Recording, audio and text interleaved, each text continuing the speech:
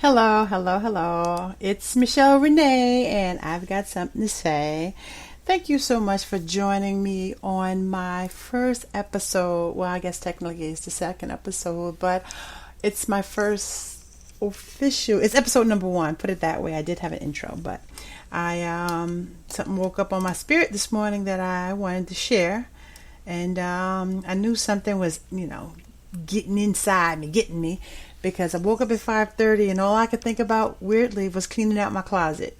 And that's what I did. Turned the lights on and started cleaning up my closet. I function so well in the morning. So today is actually August 18th, and it is a Wednesday, and it is the birthday of my lovely niece, Ariel Micaiah, and my very good friend, Mark Ennis. So those are two birthdays that are today, and I'm just sharing those things because birthdays are important to me. And anyone who knows me or who will know me, I count down to my birthday. I had a half birthday party. I celebrate life. I celebrate me. And I'm just all about that. And I was just wondering if if the birthdays of my niece and my very good friend Mark, who I probably only met once, but I consider him like my brother.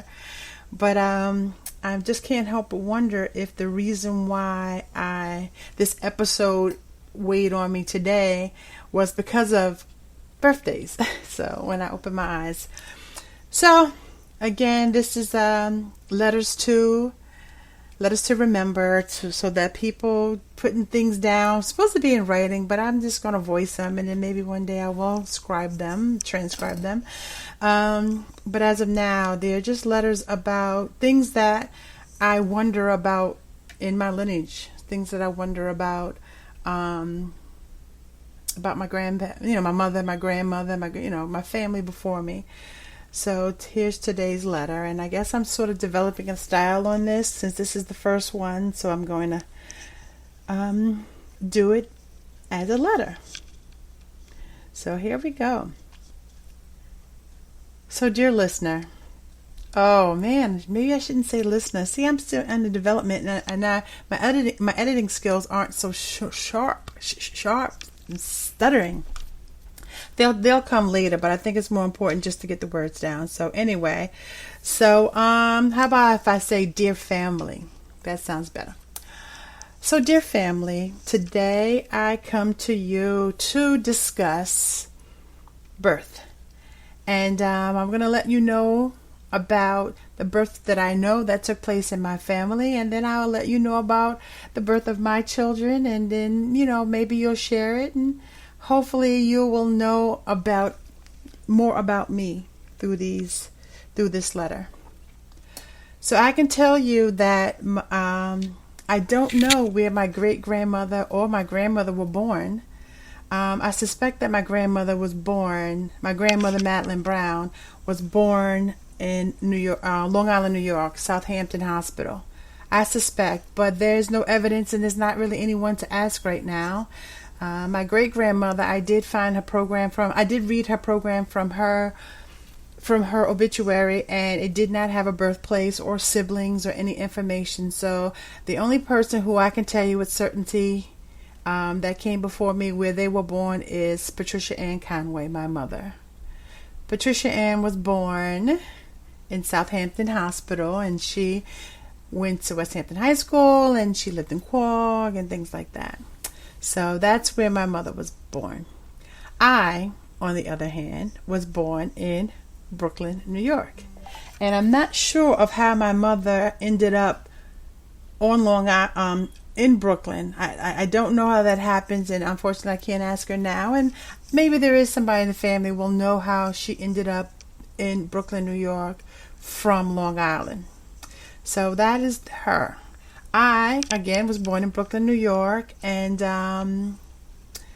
grew up most of my life in Brooklyn and then moved to Long Island. So there's a big cycle between Long Island and Brooklyn, and I don't know how it was established. I know how I ended up on Long Island, but that's for another letter. But I will tell you about my children and their birth. So my oldest child, Shanice, she was born in Patchogue or East Patchogue, New York. And the story of her birth is kind of funny in that she was almost born in a car. And she was almost born in a car because when I was giving birth to her, my mother was not a driver. And my baby sister, who's no longer with us, my baby sister was still in high school, so she was kind of new to driving. And I don't know why they had a hospital that was probably, about 20 or so miles away. But anyway, so the day before I gave birth, apparently I was at my sister's track meet. And I think my labor started there. But being a young, strong, thinking that you can rule the world kind of person, I ignored it. And you might say, how can you ignore labor? But I managed. I can tell you, I do remember. And the funny thing is, the track meet was in Southampton, and I remember it clearly. And when I was feeling the pain, I was going to go back to go sit in the car, and I didn't make it. So I was on my hands and knees, very pregnant. And someone said, "Are you okay?" And what do you think I said? I said, "Yeah, I'm fine." Now, mind you, I'm probably 38 weeks pregnant, 39 weeks pregnant, on my hands and knees outside, and I say, "I'm fine." And they believed me, so they went on. So I got up, I got in the car, and my sister rode the bus home, and I drove my in-labor self home. And later that night, the labor pains got stronger and stronger, and I ended up in the emergency room where they checked me, and I had not dilated enough. So they sent me back home that night. That night I could not get comfortable. I slept on the couch, which was a sectional, so and not one of those good sectionals that hook together. So I was very uncomfortable. So there was no good sleep that night. And plus Shanice was very active. And so I go to bed and whatever, and I get up the next day and I'm moving around, and I felt a little bit better in the morning. So then here we come somewhere around 5 o'clock, and it's go time. But I'm still fighting it. I don't know if it's my youth, my ignorance, or what. I'm still like this. No, I think it was really fear. I think I just was not ready. I think I wasn't ready to go have a baby. I know for sure I wasn't ready to be a mother, but guess what? I was about to be a mother, ready or not. 5:30 comes, and boom, these contractions are happening. They're happening. We call the doctor. The doctor says, when they're 5 minutes apart, I don't even remember the time she said. She said, go to the hospital. So when it hit whatever that number was, 3 or 5 minutes apart, I said, okay, it's go time. Let's go. So I get up, my sister goes outside, and she pulls the car onto the lawn of the house in a way that the front door was right in front of the back seat. So I'm moving slowly, and I was pretty impressed because she had the backup in there, so that, that was pretty impressive for her new driving self. So I backed myself up, and she backed up, and I go out the house, and it's, it was a single level up house and 3 steps to get down. And I go down and I get in the car, and as soon as I get in the car, a contraction hits, and here we go. A strong one hits. Now I'm ready, like, come on, let's go. So I'm screaming in the car, come on, let's go. And my sister's in the car, and my mother's in the house. And I'm like, so the contraction subsides, and I look around like, Ma, come on. My mother is in the house closing the windows because it looks like it may be rain.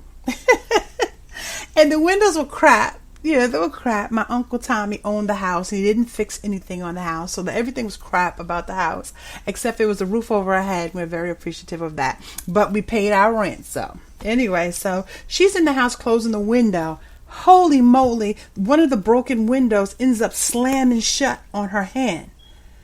So I'm looking at her through my very, very in contraction eyes, and she is stuck because she's not strong enough to open the window up with one hand.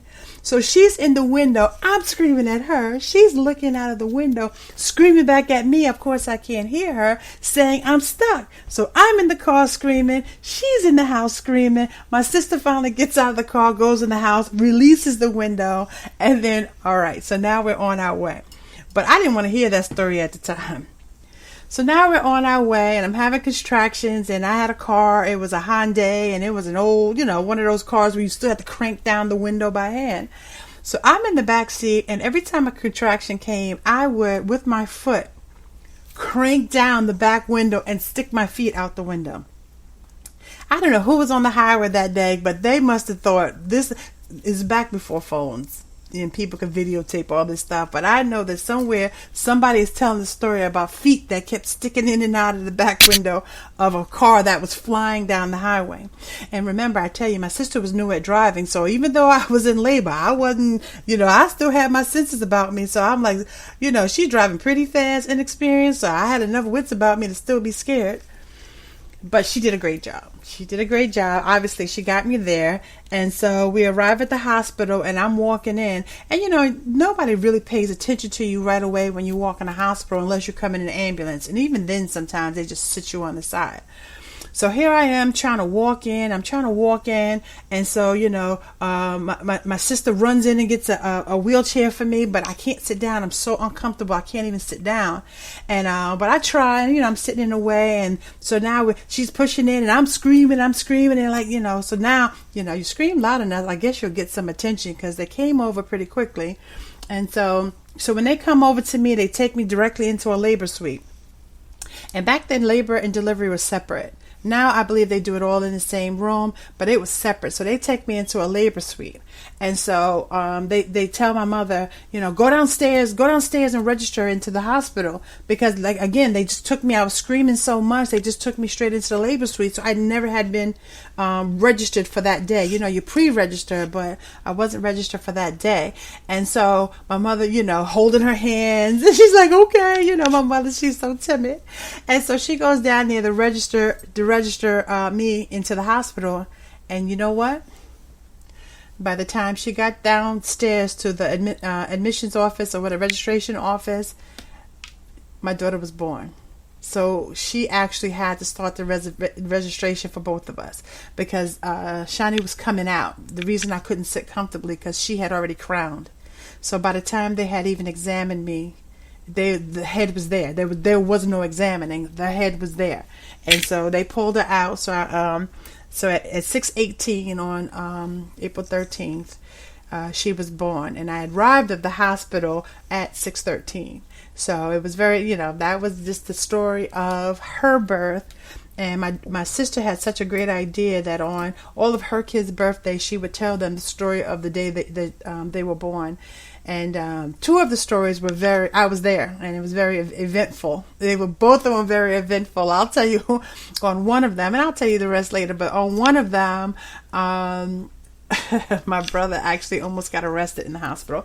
But anyway, but she used to tell that story, and I tried to keep up the tradition, but I wasn't able to, and I think it's a beautiful thing to do, to tell on the birthday, to tell the story of their birth. So that is my daughter's story of her birth. Oh my God, I just realizing that this microphone is so strong you can hear when I swallow, and that's pretty gross. But I'm sorry. Again, this is all an adjustment. So we're all trying to learn. I can't, again, ask my mom the story of my birth, and I'm sure it was something so, maybe anticlimactic, but I'm sure she was by herself, because come to find out years later, it's probably because of 9/11 that I was never named in the hospital. And back then you didn't have to name your child. So, they just gave me, and I'm assuming, but it's a pretty good assumption, that my father wasn't there, because he wasn't there for much, but I'm assuming he wasn't there. So anyway, but when I was born, I wasn't named. So they gave me, my first name on my birth certificate just says baby. Actually, it says girl. It says girl. It doesn't say baby. It says girl. And then for the last name, they have my mother's maiden name as my last name, which at the time my mother was married. So her maiden name was never my name. So I don't know how that ended up on the birth certificate. It wasn't such a big deal back then, I'm assuming, because they just took your word for everything. I was registered in school under a Conway. I was registered under my mother's married name, and she was married. They were still married when I was born. And it didn't become an issue until after 9/11. So I got my first driver's license. I went to college. I did everything that you need a birth certificate for. I did everything with the other birth certificate, with the one that had my mother's maiden name on it. So, but when I moved back to New York, I moved out of state for a while. But when I moved back to New York, I needed another driver's license. They wouldn't accept it. Even though my original driver's license was in New York, they had my original license. They said, we can't do it unless you provide us with a birth certificate that has the same name on it. And I'm like, oh my goodness, and I'm not going to be able to get a license. It was a panic. I had to call a legislator, honestly. I had to call a legislator, and they called the DMV, and they took care of that right away. But without that, it was a problem. So from that day, I went through the process of having my name added to my birth certificate, which they don't change your birth certificate. They just kind of draw a line through it for obvious reasons. They don't put it in because they need to be able to connect that birth to that name. So there's like a line drawn through it with my current name written above it. So it was just interesting. But yeah, again, you did not have to be named in a hospital, and I wasn't, and neither was my little sister. So anyway, so that's still part of my birth story. So with my son, he was born in Georgia, and this story has a little bit of grossness to it. But so I gave birth to my son in Georgia, and I'm just going to take you straight to the delivery room because I don't remember how I got to the hospital. I suspect that I went to the hospital in an ambulance, honestly. Something about my memory tells me that I went to the hospital in an ambulance. That's right, because my sister and I didn't live together anymore when my son was born, right? So I called an ambulance, and in Georgia, they dispatch, when you call 911, they dispatch the fire department.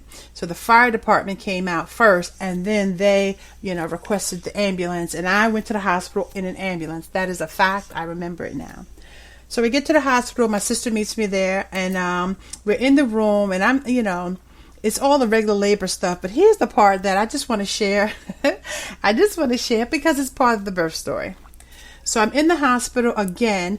Everything happened so quickly again, but this time there was some complications. So I wasn't dilating, and my fluid had not broken. Actually, with my daughter, I forgot to say, my water broke. It started leaking with her. That's right. It started leaking that night before, and they brought me in because they were worried because the fluid, you need a certain amount of fluid. Okay, back to my son. So when my son was born, he, we were in the hospital, in the emergency room. We're there. The water has not broken yet. I'm not dilating. I'm on the bed. But here's something that's very important that I did not get to know from my first child. Did you know that when you have a baby, unless you have an enema, you are very likely to have a bowel movement? Very likely, damn near guaranteed to have a bowel movement. So and I did more than once. So when I was telling the nurse, I said, I've got to use the bathroom. I got to use the bathroom. And she kept telling me, no, that's just pressure. Because at that time, I did not have an epidural yet. For my son, it was taking so long. I knew an epidural would come, but you have to be dilated at a certain point. And there's things that have to be in place before that can happen. So I hadn't had an epidural, so I felt everything, and I felt like I had to go to the bathroom, and they kept telling me, no, that's just the pressure from the baby. Lo and behold, boom, bowel movement. So I had the first bowel movement, and the nurse said, oh, don't be embarrassed. It happens, and whatever. So she cleans me up, and and then my sister was in the room, and she's in the room with me. So and I'm like, I don't know. I told him so. She's in the room, and there's two interns in the room, or two residents, or whatever you call the doctors who were training to be doctors, a nurse, or whatever they are. They were students, so they were standing on the side of the room and whatever. So here came this feeling again. I had to go to the bathroom, and I told the nurse, and now my sister's gone. So I told the nurse. She said, no, you already had one bowel movement. You don't have to go again. It's just your imagination. What do you think happened? Boop. There you go. Like I had eaten White Castles. The boy, boop. there it went again. So the nurse come around and she's, still always, she's kind of friendly with it. Like, oh, it happens. I said, I'm trying to tell you, I got to go to the bathroom. She said, yeah, but it's very common. You probably shouldn't get up and walk and blah, blah, blah. Okay. So I'm sitting there and a few minutes later, here we go again. Movement number 3. So she cleans me up. She says, well, she goes, oh, I know you can't have anything anything in there now. I said, okay, we'll see. And my sister comes back into the room and she is like, yo, it smells like shit in here. What the hell happened? And I just looked at her like, look, I kept trying to tell them I had to go to the bathroom. They wouldn't let me get up and walk. And she is holding her nose. And those 2 poor little students are sitting in the corner of the room. Like, I may have turned them away from, becoming nurses or whatever, doctors or whatever they were going to be. It probably ended that day because they looked totally disgusted and they were standing right by the door like they were hoping to gasp, breathe in a little fresh air when someone walked in. So that was that, and she was right. I didn't have another movement. And then in comes the nurse and we get the epidural. So now I am dilating pretty good and I get the epidural and everything is fine and we're feeling good. And I don't know if you know, epidural has to happen during a contraction and you have to sit still, and it's really it's a scary process, but it all turned out okay. So I did have an epidural. So when the doctor came in, she said, I'm going to break your water.